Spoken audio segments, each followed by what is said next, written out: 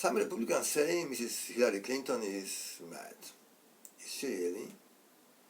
For more than a year, I have stubbornly repeated, Mrs. Clinton means the Third World War. Do I think she is mad? No. She is very rational. Mrs. Clinton is tacitly endorsed in the current elections by so-called neoconservatives. Neocons are ex-leftists, mostly Jewish intellectuals, who get wise with age and turn to the right wing.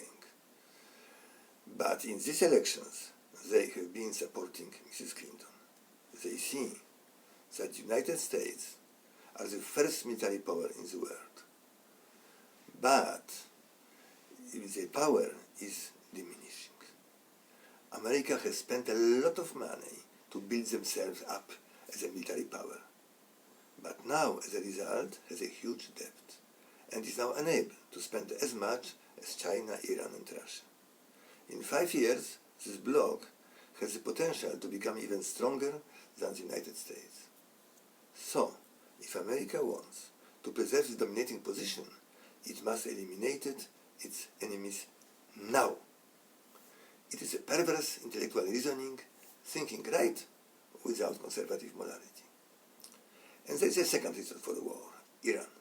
Destroying Iran, the country that can be perceived as be a menace for Israel, is highly important for some pro-Israeli supporters of circles supporting Mrs. Clinton.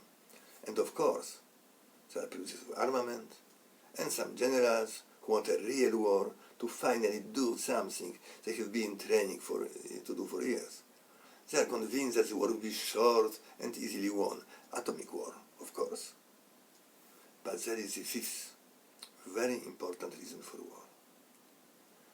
The socialist policies of the last American administrations resulted not only in huge debt, but it was also an economic and moral catastrophe. The great crisis is unavoidable. Then there may be even outbursts of rage and searching for culprits to follow. Another socialist, Adolf Hitler, was borrowing and spending gigantic sums of armaments and social politics. Germany's debt became also insurmountable, but Hitler had found a solution: war. If it was not for the war, he would have been obliged to announce Third Wave bankrupt on January 1st, 1940.